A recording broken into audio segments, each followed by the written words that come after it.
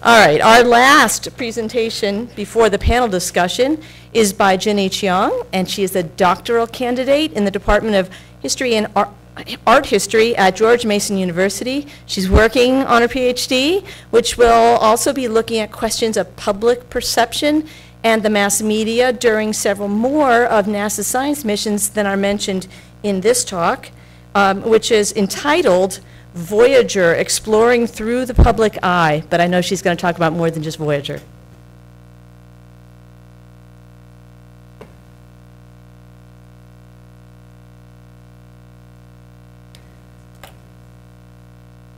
All right, so how the public gets information has certainly evolved over the last 30 years. In the 1970s, the public relied on newspapers for information, and television featured only 3 major networks. Focusing on newspapers, the Voyager mission illustrates the process of how the mass media disseminated scientific discoveries to the public.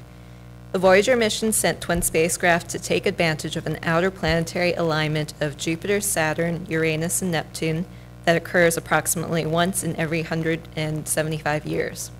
Voyager 1 launched on August 1977, arrived at Jupiter in March 1979, and then Saturn in November 1980. I'll also examine the media coverage for Galileo's mission's return to Jupiter in 1995 and Cassini's return to Saturn in 2004. I'm hoping to show you a few of the significant changes in science communication through the evolution in mass media, as well as hint at what's happening in the public attitudes towards science. Press releases and press briefings acted as a conduit for journalists to gain information about a mission. The major newspapers published stories written usually by consistent journalists on the staff that followed space news. The articles carried different tones according to the writer's style and readership, and often the more entertaining ones popularized the science. What do I mean by popularizing science? Los Angeles Times science writer George Alexander provides an excellent example in his article for Voyager 1's arrival at Jupiter, published on March 1st, 1979. He starts the article, "Like a sailboat cresting a reef and entering the lagoon of some Pacific island, the Voyager 1 spacecraft passed through the bow shock of Jupiter Wednesday and slipped inside the big planet's magnetic environment."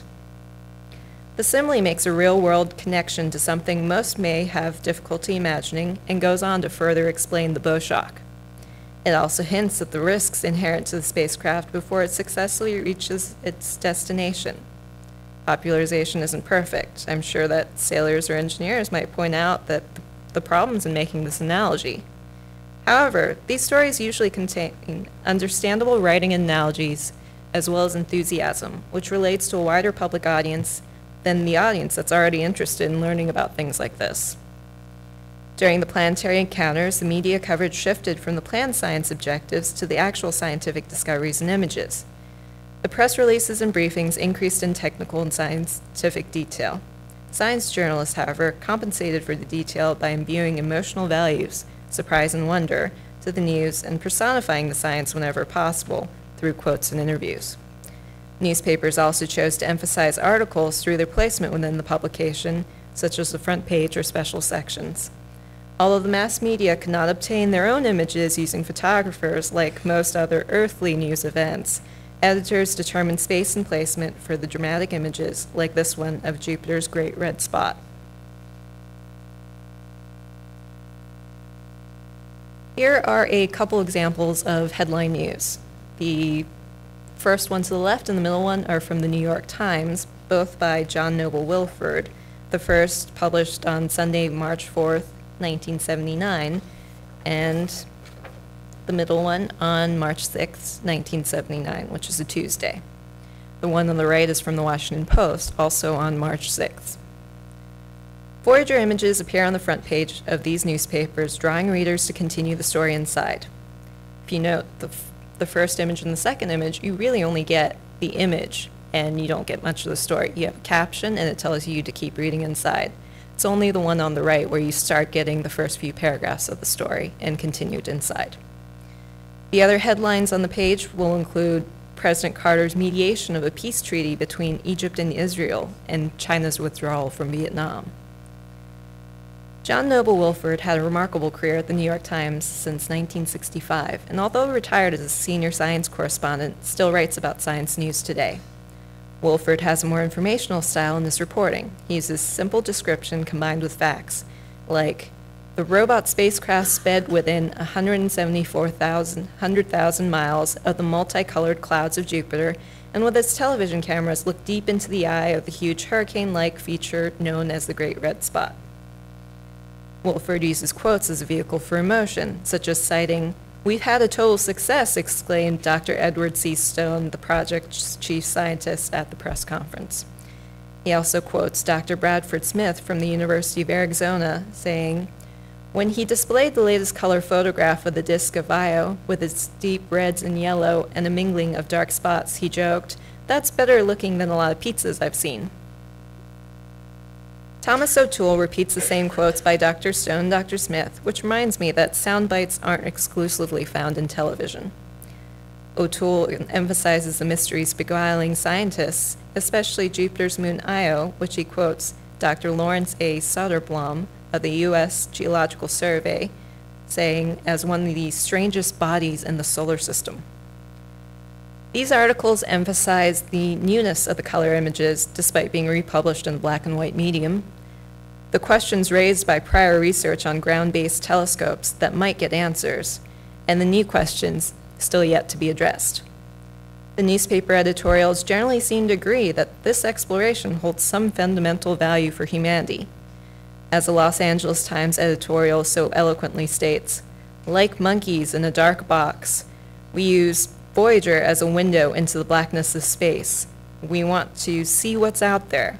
From the standpoint, the exploration of space is no high-priced public relations gimmick or cockeyed race with the Russians. Rather, it is a fundamental expression of human nature. A few $billion a year seems a small price to pay." From Hollywood, Star Wars and Close Encounters of the Third Kind arrived in movie theaters in 1977. Carl Sagan had reached enormous popularity, and his television show, Cosmos, A Personal Voyage, would air from September to December 1980. A JPL interoffice memo cited, "Voyager 1's encounter with Saturn 1 month ago produced media response without parallel in the unmanned space exploration program.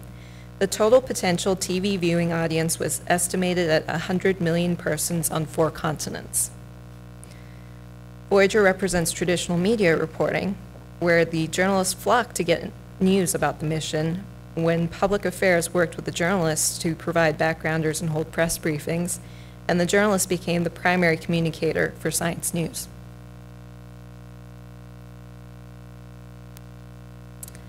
Shifting forward, Galileo's news coverage followed very similar patterns in the print media.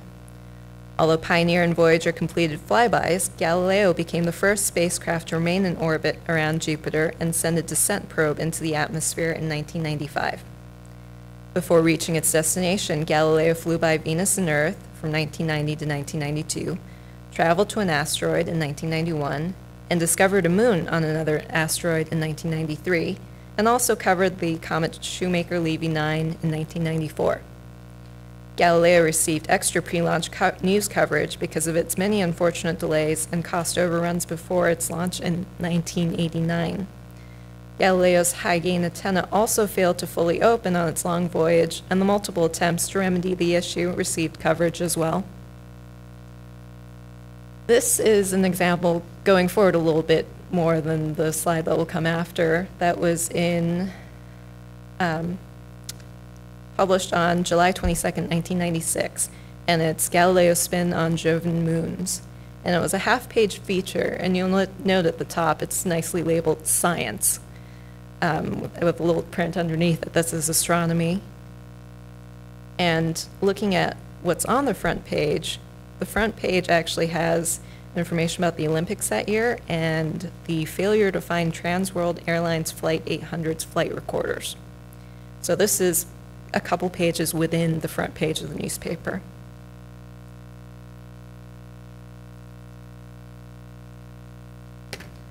This is a word cloud for some subset of Galileo text taken from the New York Times and Washington Post from December 3rd, 1995 to January 24th, 1996. In an attempt to gather information in new ways, I tried using this word cloud to visually interpret textual data, and it makes frequent works bigger, which can vary depending on the algorithm used to determine their importance. The next slide actually shows a more organized variation where we can see more interesting results. Here I'm going to pick out another pair of front page articles to examine a bit from December 8th, 1995. From the New York Times, Wilford published, "Probe Pierces Jupiter's Clouds and First Interior Look at Planet." He quotes Dr. William O'Neill, the project manager, as being ecstatic, and Dr. Torrance Johnson, the chief project scientist, saying, "This is really neat." Wilford reminds his readers about the antenna failure that will result in fewer pictures and none before next summer, although software advances will allow the mission to complete 70% of its science objectives. The Washington Post staff writer Kathy Sawyer published, "Galileo starts tour of giant planet. After 6-year trek, spacecraft first to transmit from Jovian skies." She poetically uses descriptions like the first tiny emissary to send messages from inside the atmosphere of an outer planet, and also kamikaze probe dispatched from the mothership. She relayed the importance of the research as understanding the planet's evolution by looking at a planet that retained more primeval characteristics, like a Rosetta Stone. The article focused on the probe's path to descent, like a celestial ballet, as described by William O'Neill. Sawyer also mentions a quote from Carl Sagan from a televised chat where he says, "It's a very exciting moment to be alive and interested in these issues." Going back to the data from the word cloud, we see some unremarkable words like scientists or atmosphere. Minutes gets repeated from both the orbital insertion and communications time. Billion refers to the $1.3 billion price tag and 2.3 billion miles traveled since launch. While this method gives me the common words, it turns out the uncommon descriptions seem much more interesting to see what these writers use to explain complex phenomena in so many different ways. The Galileo mission at this particular time seemed less immediate and definitive from long delays in data and images. In addition to technical issues, the federal government shut down and delayed the initial briefing from December 19th to January 22nd, which is why the articles for this particular mission ranged so long.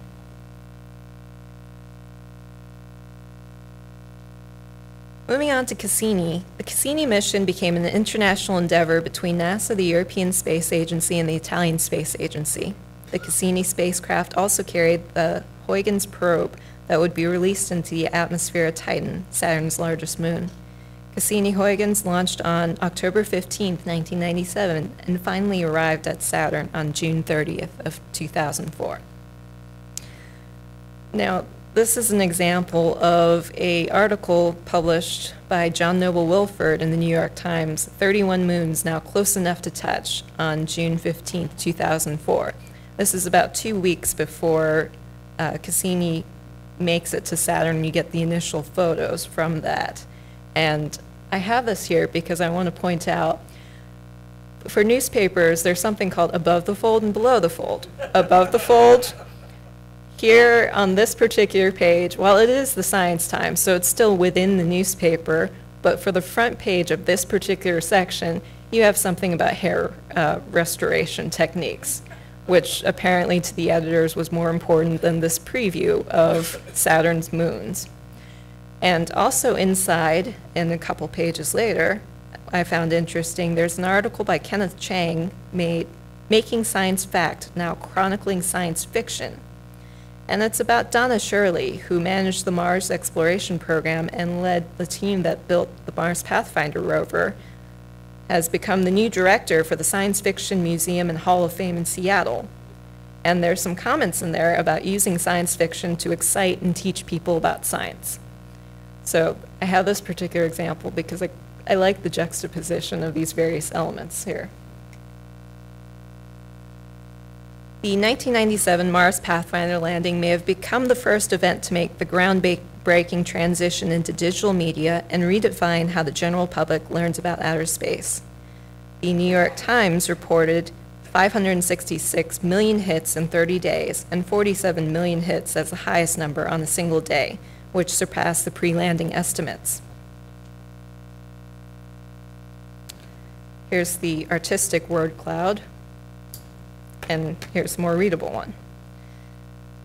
This was generated, again, from selected articles from the New York Times and Washington Post, and this time it's from June 30th, 2004 to July 3rd, 2004. Voyager wrong page. By 2004, I can't just talk about newspapers anymore as a source for information because we're firmly into the digital age. While newspapers' sources decreased, I'm finding more short mentions on cable news shows and web publications like Space Daily. During the 64 hours around the Saturn orbit insertion period, Space reported 136.6 million hits to the mission's website. When Huygens landed on Titan, ESA reported on their website that they received 919,000 external visitors and 6.8 million page views on January 15th, 2005. Looking at this word cloud, Carolyn Porco, lead for the Cassini imaging team, appears because she gets quoted a lot in the news coverage. Wilford quotes her about the beauty and clarity in the black and white images as just mind-blowing, while explaining that color would have reduced the total quantity possible. Porco presented at the TED Talks in October 2007. The TED conferences invite speakers to discuss ideas worth spreading, and their videos have been available online since June 2006. Her visibility on the web is a development of the digital age, and that still continues to draw visitors and new comments about these amazing images. While Cassini made its own new scientific discoveries, Voyager technically claimed the new status more than a mission returning for further observation. Cassini images have also been labeled as art in some online communities and blogs. In comparison to the Hubble Space Telescope's popular brightly colored images, Cassini images often hold a stark quality in black and white that emphasizes the contrast in space. The Voyager mission illustrated how the mass media traditionally advanced scientific discoveries into the public understanding. The information from the press releases and briefings presented technical science that the journalists expanded upon to make the stories interesting for the public. In the process, the mass media necessarily popularized and simplified the science through real-world analogies or references. The journalists also added the human element through emotional cues and quotes. Although journalists often attributed surprise and wonder to the scientists, they also made statistical or philosophical appeals for their audiences to feel wonder as well. A small robotic spacecraft hurtling millions of miles, learning something scientists had not known before, or even simple curiosity as a driving human characteristic. In addition, the images became both a source and evidence for wonder. Viewers might feel awe over the planetary snapshots, and they might also be amazed at the technological prowess necessary in obtaining the picture through robotic eyes. During Galileo, readers got continually reminded about the many disasters and news coverage upon reaching its destination seems to have had less impact without new images alongside the text. The Galileo mission coverage also seems to follow the predictable patterns driven from press release to news article during this time period. Now, a different aspect of the Galileo mission may have drastically different results, but if you've noticed, I'm pinpointing the moment of when the primary mission begins, often when the planetary encounter begins. Cassini becomes remarkable for breaking these patterns using web publishing. More information about new scientific discoveries appear on the mission website than gets followed by the national print and television media. Information sources proliferate over the web, from traditional journalism to space blogs, and even Twitter provides news. What does this digital transition mean? Some digital evangelists have promoted democratization through new media, while others have expressed concerns about the web that have contracted in different ways. The internet allows users to choose what to view, where to view it, and whether to participate for nearly an infinite number of interests. For the publication side, Writers or creators might find greater audiences online through blogs and sharing sites than traditional media. The internet, however, becomes an overwhelming in quantity and abundance. Visitors develop filters or act more selectively to manage the information deluge, which also narrows what they access based on their active interests. In other words, interested audiences may seek information only about their particular interests and not the wider world web. It becomes significantly harder to gauge public enthusiasm for planetary exploration when a handful of published editorials used to stimulate and indicate conversation about a relevant contemporary topic, and now the entire internet has thousands upon thousands of opinions and topics. Despite these issues, the web remains essential as a direct method to disseminate information, and science news remains strong on the web, although its sources for the public have deviated greatly from the comfortable definition of what journalism used to be.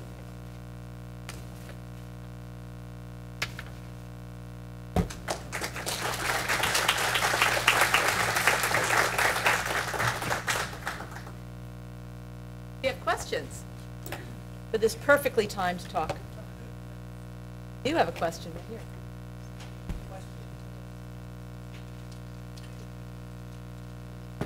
But you mentioned digital publication and the use of websites. So from my insight is inside JPL's media relations and so forth, is that there's now perceived a tension between traditional media and our use of web publication.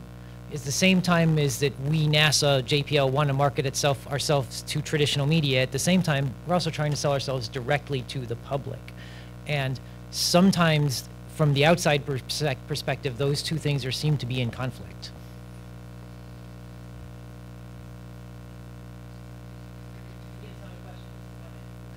Then you don't need to answer it. Jeff. Hi, Jeff Faust, Space Review. It's a very interesting presentation. I wanted to expand upon, or maybe even challenge a little bit, one of your premises towards the very end about gauging public interest and the challenge of trying to gauge public interest now in this fractured media environment. It seems in some respect it might actually be easier to track public interest because you now know how many people, you know how many hits are on a website. You know, NASA can provide lots of information about how many millions of people viewed the web stream of the Curiosity Mars landing, for example, whereas you don't know how many people read that editorial in the New York Times or the Washington Post about promoting or taking a stand on space exploration one way or another. Can you expand on that point a little bit on the challenges of public perceptions and engaging that level of interest? Well, I can answer that a little bit with the challenges of gauging new media in general. When you say there are a lot of statistics on web hits, I could argue the same thing about newspapers and circulation numbers and subscription numbers. We may have these numbers, but they don't necessarily mean anything unless you have a good way to refine them down. Just because the Mars Pathfinder website gained 400 million hits across the period of a month, well, what do we measure that against? And hits tends to be sort of a fuzzy measuring tool. We now know that hits can mean every time a person came to a website. Other people will instead say unique visitors as an indication of how many individual people came to the website. We also don't necessarily have that kind of information available. So in a way, when I say it's difficult to take these numbers, how do you aggregate these numbers? How do you take the numbers from CNN, from Space Daily, from your website, and how do you know how many of these people are the same people, how many of them are different people? And like some of the other presentations we've heard this session, if there is so much interest, how has it not translated to some sort of public policy boost for planetary exploration? Good points all. Thanks. Yeah, I wanted to, John Wetmore, I wanted to touch on a related angle, and that is, you know, when 100 million people look at something on the web, those are people that were interested in the subject and actively looking for it. But what about the 200 million people that won't see it at all because they don't see it in the newspaper where you used to accidentally run into it, and they didn't actively seek it on the web. And so how do you get, so you may be getting a better way to reach the people that are already interested in space, but completely missing the general public that doesn't have that interest already. Any thoughts on that? Well, that was pretty much the point I was trying to make at the very end of my conclusion. Just because there are direct methods for JPL and missions to reach the public, whether it's through newsletters or websites or educational material, how do you count those people, and how do you know if those people are the same ones that will devour Space Daily every day anyway, or is it actually a child that has never known anything about space and is now really starting to get interested? With the web, it's very difficult to know who it is that's coming to your website. I mean, the web can get some statistics off your cookies or whatever, but generally they know what computer you're using and where you're coming from in the United States or other countries maybe, but they don't actually know very much about you, whether you're male or female, whether you're in the space industry or you're just a random member of the general public. So that is the difficulty with determining audience anymore. How do you reach the people that you know hasn't seen this before versus the audience that you know is definitely interested because they're subscribing to your newsletters now and they're coming to your websites during these big events? I'm going to ask you guys to keep standing because we're going to have a panel discussion now, but stay with there. You'll get a chance. And also, I know Lindley had a question about asteroids. So I want to invite my panelists to come up and to have a seat. I do want to bring another voice to this discussion, though, because we've been talking about public perceptions, and we have been talking about our perceptions of the public, but the public isn't really here. We're all people who are involved somehow. And I wanted to share with you an actual statement from somebody from the public, which is short. It was written after the Curiosity landing, and it was sent to President Obama, who sent it to Jim Green, who then shared it with me, and I contacted this young person and said, can I share it with this group? Because we're going to be talking about public perceptions of NASA. So I want to read this to you so that you hear the current public's voice. This is not ancient history or like us, but this is current, all right? This is a young man, and he says, Dear President Obama, I just wanted to let you know how much Curiosity's successful landing on Mars means to me. The fact that any organization in the world could send a 1-ton mobile research platform to Mars and land it safely, much less using a hovering rocket-propelled sky crane, is a triumph of human intelligence, civilization, and cooperation. The fact that it was our National Aeronautics and Space Administration makes me more proud to be an American than anything has in a long time.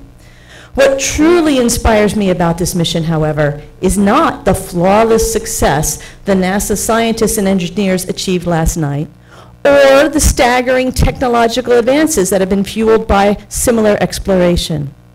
Rather, it is the unbridled joy and the unity I have seen on the faces of the crying, hugging members of Mission Control in countless celebratory internet posts and an excited conversation with people this morning. I am 20 years old, and the only times I can remember feeling as close to my fellow Americans as I do now have been during national tragedies. The unifying effect of scientific expeditions like the Curiosity and the Apollo landings is incredibly powerful, all the more so because it is born out of triumphant national success rather than sorrow. Please continue to fund NASA and its expeditions. In so many ways, we lift ourselves up when we shoot for the stars. Sincerely, Isaac Larkin. Beyond the nationalism in the statement, which is laudable, I think it touches on the unifying themes that this brings to all of humanity. like Apollo did. That wasn't just the US, although it was, but people around the world were looking at the moon and knowing that humans were walking on the moon. People around the world were looking at Mars when we were landing on Mars. And I think that is an aspect that we need to keep in mind. That's what touches people. We're talking about people here, and if you noticed on her word clouds, scientists appeared a lot, and I think it's because it's people. So, you know, we're at a turning point here for planetary exploration. We've been at turning points in the past, as we heard from John Logston and others. Nevertheless, we are at a turning point right now, and we know from letters like this that the public perceives planetary exploration as a priority for NASA. It's a question in my mind whether NASA perceives planetary exploration as a priority for NASA. We have a choice whether or not we can have another 50 fabulous years doing amazing planetary exploration, or whether we will retreat to being monkeys in a dark box. And with that, we're going to open this up for all these questions. Hello, I'm actually going to slide this because I can't see any of you. Hi. This is just more of a follow-up to the social media, and I just wanted to follow up on the person who asked the question about tracking in a digital age. So I work in digital media at National Geographic, and I would argue that it's so much easier to track impact now and meaning than it was back when you just had a one-way communication. You don't know the impact. I think it's very difficult to track the impact of journalism generally on the public. Just last night we had Bill Nye the Science Guy hosting an event at National Geographic, and for all intents and purposes you would think he's like not relevant to more recent generations, but how many people stood up in the audience and said, you changed my life, you're the reason I'm in science, you're the reason I'm an engineer right now, you're the reason I'm, you know, studying what I'm studying, or just tonight you've changed my mind to go study something else. And you know, public figures like him and journalism will never know how many people those stories inspired. I remember Voyager being covered in every, like, it might not have been one story I read, but the collective impact of Voyager had an impact. And that's very hard to measure, but in social, we can actually measure that engagement now. We know how many people are talking about it, who are commenting on it, who are sharing it. We know the extended impact of that. We can track with social flow, the whole, like, we have this unbelievable, almost too much information about how much engagement and sharing is happening. So I would just I would bring that in and factor it in more as a commentary, because I do think the tools are out there. We do know demographics. We do know exactly where everybody lives. So That's great. Thank you. I will comment a little bit about that, and that's the fact that I am kind of looking retroactively at historical events, despite the fact that 2004 was not that far back into history. So right now, yeah, I can look at Google Trends and other tools that tell me lots of things about what people are searching for, and that's great. But I can't go back to even 2004 and necessarily pull up the same kind of data. And that's what I mean by it's really difficult to determine audience. And as a historian, I will probably always have this question unless I kind of look forward in the future and start storing away this stuff. So just a clarification of what I mean by the difficulty in it. Greg? I wanted to offer a tangible example of something that Susan Poulton just said from the National Geographic. From my own recent experience of understanding the impact of social media.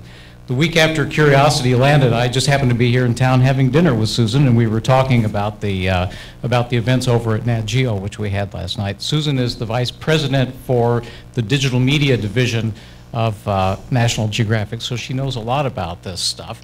And over the course of dinner, she said, hey, by the way, have you seen this latest YouTube thing that just came out today? And she pulls out her iPhone and she fires it up, and it's, we're NASA and we know it. It had 382 hits, and I suspect most of you have seen it by this time. The next morning I wake up in my hotel room and I said, geez, I got to go get that link and see it again, you know, now that I'm awake and sober and such. And by that time it was already up to 300,000. Yeah. And I don't know what it is at this point. But I mean, things like that we do that are so exciting, that can capture people's imagination, can go viral. Yeah. And as Susan told me, the key to making this happen is just get the stuff out there, get the information out there, let the people out there in the country take it and run with it. That's great. Thanks, Very Sharon. powerful. Yeah. Janet. Sorry. Hi, Janet Vertesi, Princeton University. That's great. You discovered NASA, and we know it. That link has been out there for a good 6 months, though, so it may be that you're seeing different versions. As someone who works in human-computer interaction and publishes in that domain, I'd also like to make it clear that there's different versions of tweeting and retweeting. We all know the difference between different kinds of friends, and it's that qualitative assessment of what it is people are doing with digital material that I think is also, I'm really glad you pointed that out, because I think that's very tricky to get at, despite the numbers of counts one can get. It's very different than the qualitative experience. But that leads into my question, which has to do with the construction of various publics. And there's something about the use of the monolithic term public, again, that is effacing the fact that these media and these personages, whether you're making a film or whether you're a reporter, that you're not just seamlessly reporting or seamlessly producing something, but you're also producing a particular public and a particular audience. And I'd really like to know a little more about the fine distinctions between, if you're writing for the New York Times, it's very different than if you're writing for Science Daily. It's very different than the big spreads on Voyager that I remember seeing on National Geographic when I was a child. If you're producing, documentary films, it's very different than if you're producing Deep Impact, et cetera. So I'd really like to know a little bit more about the fine-grained distinctions in publics that NASA is speaking to and the variety of different media that they're using to do that. Thank you for that, because it's actually far more detail that I would go into in a paper, but wouldn't be able to do in a presentation. And I try to meet that challenge by trying to go across a variety of major national papers. So today I think I talked about the Washington Post, the New York Times, and the LA Times. I took a variety of more papers than that to try to get more of an aggregate sample with different kinds of audiences. And I recognize that a newspaper reading audience is often a somewhat more educated audience who wants to pay attention to what's happening in the news. So in and of itself, I've limited the public to that particular sub-segment that is either reading the paper or watching the nightly news, which is actually most of the hits that I get for even Voyager coverage. It's the evening news from the 3 major networks. From that, there's also things like the magazines you mentioned, like National Geographic. I can look in Newsweek, which is definitely a different audience than National Geographic. I actually do tend to stay away from the more specialized publications like Aviation Week, because I know that that audience is very self-selected in wanting to see that news.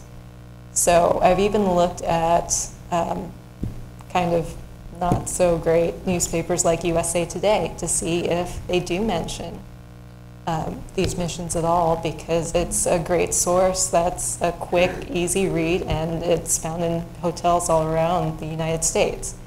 So I do kind of toss around the public in my presentation a lot without making this specification that it's a very special public that chooses to keep up on national news and chooses to keep themselves informed.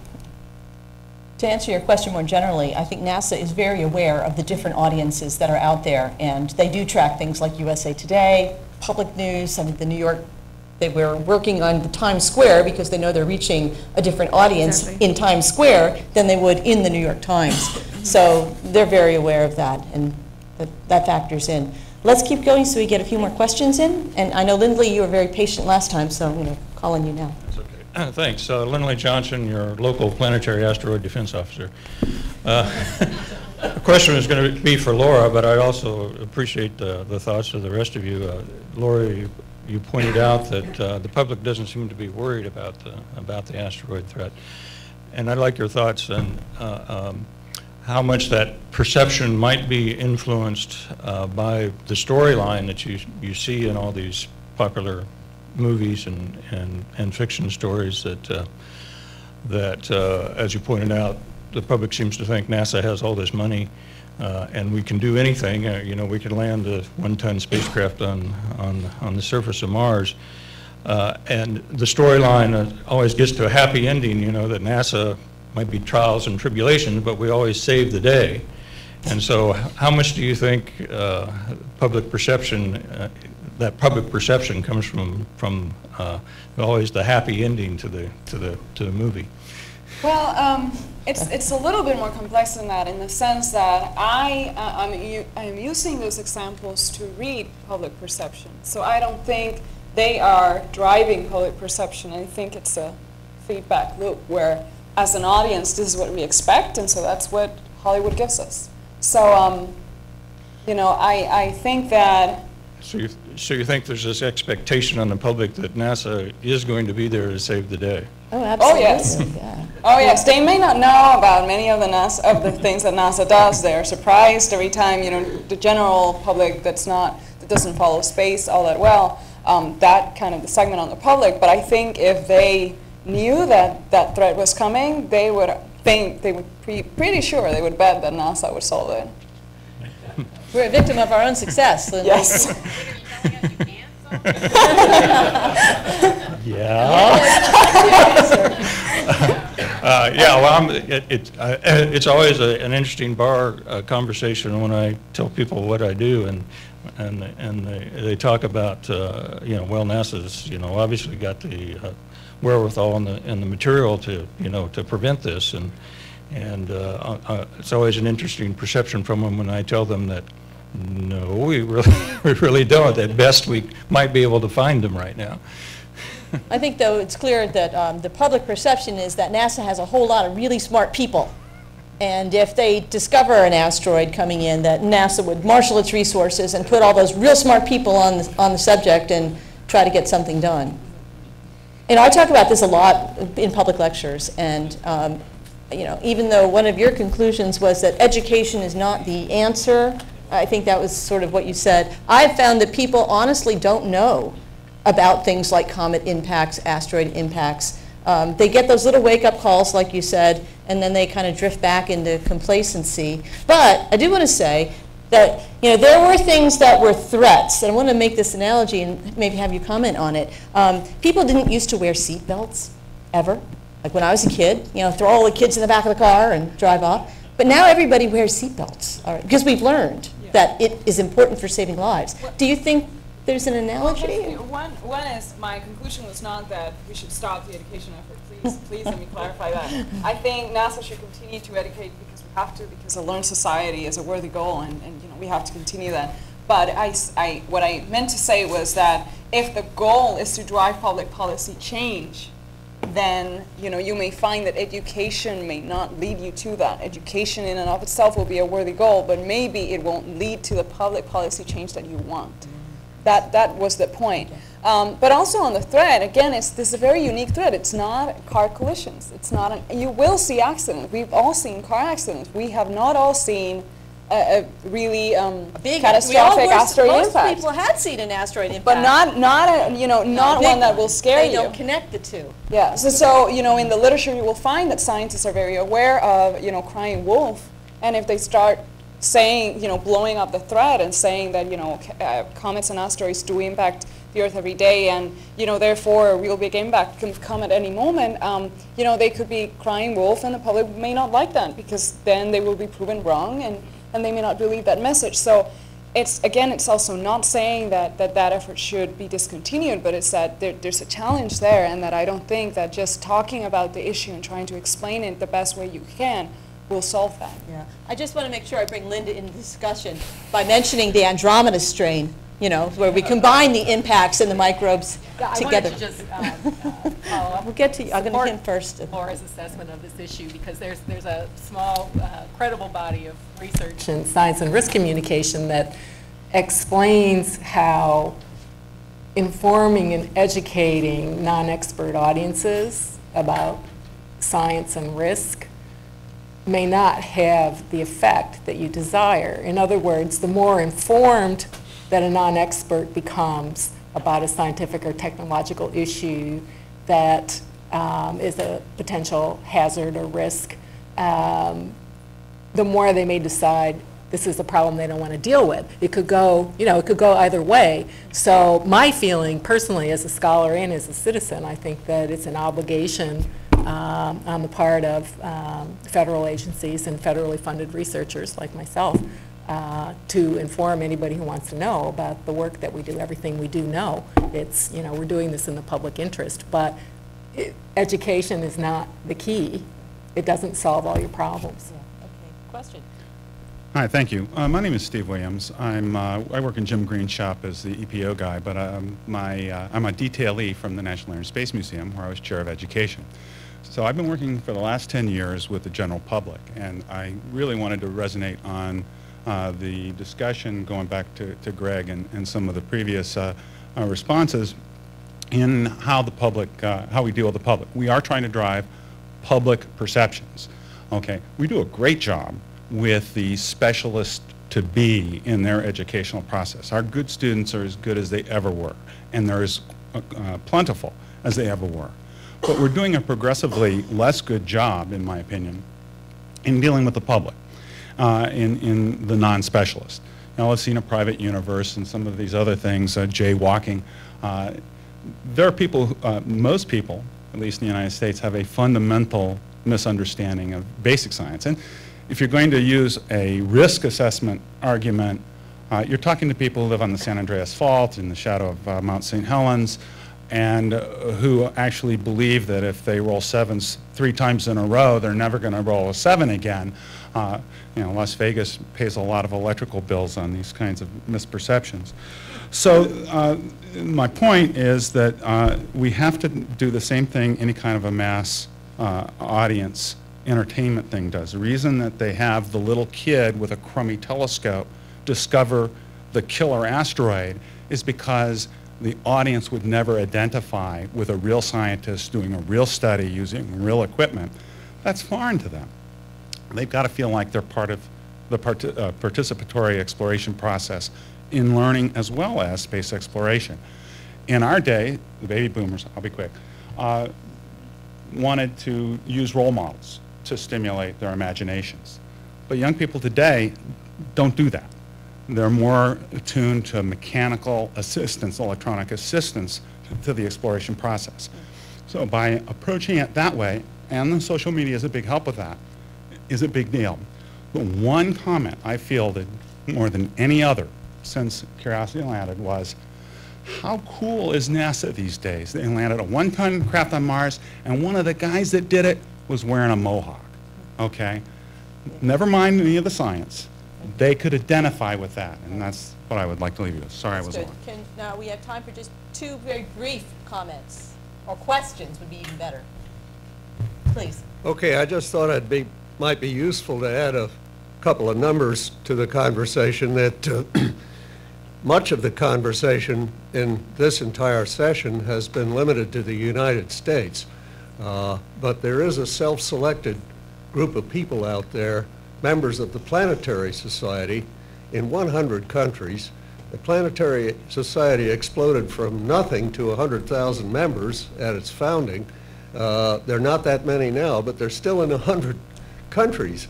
And it costs them $45 a year if they're not in the U.S., $35 if they're here, I think. But I think it's relevant to the whole conversation to introduce the international element here. Yeah, the other thing I've been involved in since I retired from JPL is the International Space University, which just celebrated its 25th anniversary over across town. Yeah. I'd like to see the conversation continue to include this other public that's out there.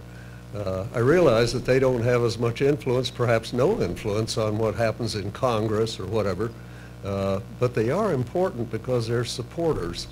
Yep, thank you very much for those comments. And you know, I do want to echo that and remark that the Planetary Society's current vision is to cultivate a global culture that explores our Earth and other worlds. So the Planetary Society is very much aware of that, and I encourage you all to engage with that organization. Yes, please, last question. Thank you, Heidi. I'm John Sarkisian from CSIRO. This is to Linda. Linda, I just want to applaud your efforts in correcting the public record about the bacteria that was found on the Apollo 12 camera. as someone who works at Parkes and has been researching the role of the Apollo missions over the last decade and a half, the film Capricorn 1 has a lot to answer for. And, you know, once a narrative takes hold in the public mind, it's very, very difficult to correct that misconception.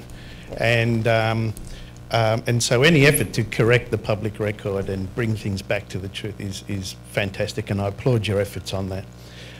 Also, I think NASA was founded partly to boost public morale in the United States and to demonstrate American leadership in science and technology, and in many ways it's become a victim of its own success. So, you know, when something, NASA does do spectacular things like land people on the moon and rovers on Mars and so on. And so when something does threaten the Earth, it's only natural that people go to the organisation that has a proven record of success to do that. And so, and I don't think it's an accident that Deep Impact in Armageddon appeared just 2 or 3 years after the comet Shoemaker-Levy 9 impacts on Jupiter, and NASA's fantastic PR in publicising that to the world with the Hubble images and so on. You know, again, Lynn, I do applaud your efforts in correcting that record. Thank you for your comments, but I want to say I was having a little problem coordinating my brain with my remote finger, and somehow or other didn't show my acknowledgement slide. So there were a lot of people who collected the information. I did a lot of reading and a lot of research myself, but they're all acknowledged in the paper. So thank you all. Thank you to my panelists, and it's been very interesting. And I'm turning this over to Greg.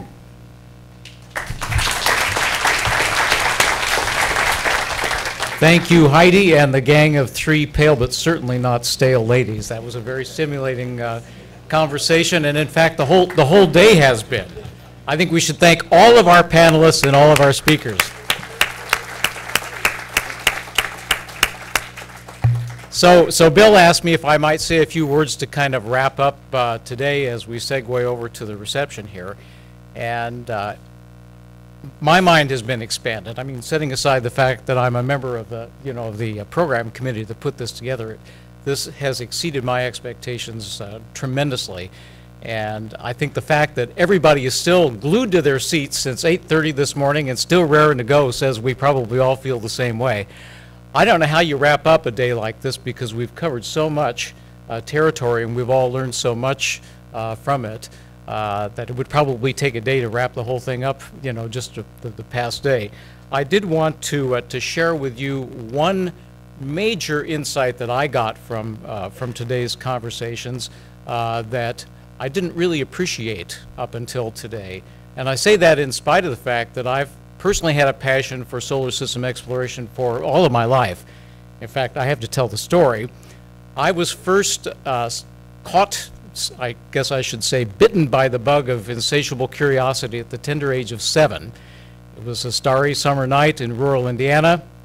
My brother and sister and I were in the back seat of my dad's Packard convertible. The top was down. We were on our way home from a drive-in movie theater.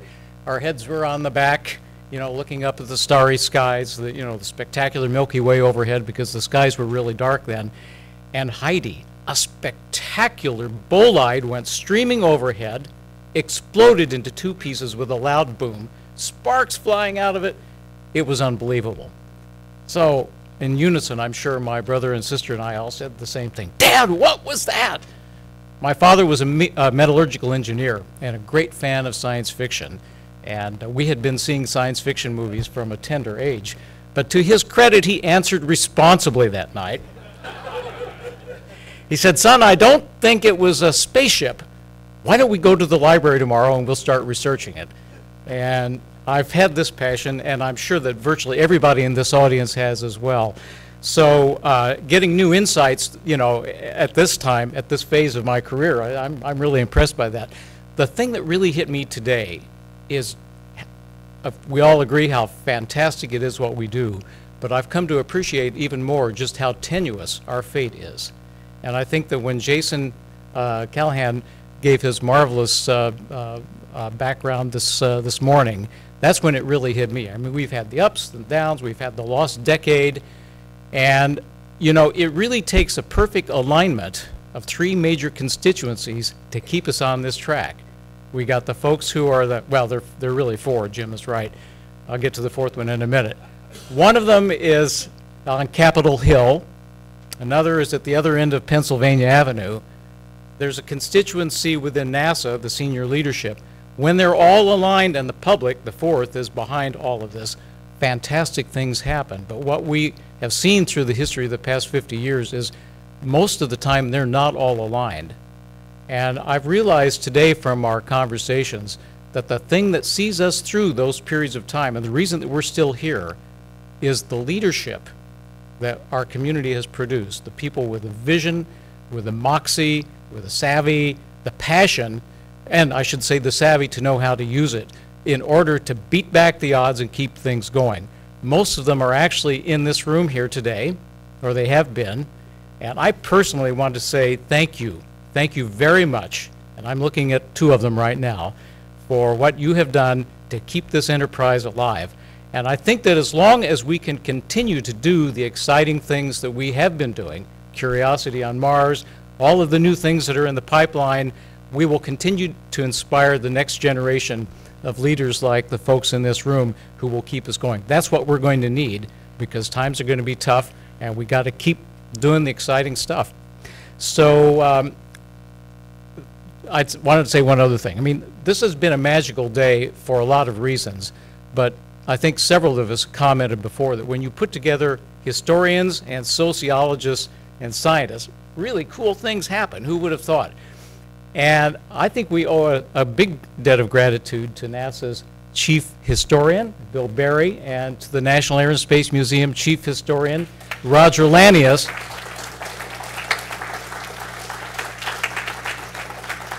who had the vision to bring together this diverse, eclectic group of people. We were starting to think about doing something out in Pasadena. Wait a minute, just a bunch of scientists sitting around talking. You guys have really made this thing successful, and I thank you. So with that, let's see, Bill? I'll take the second to disavow any credit for this thing.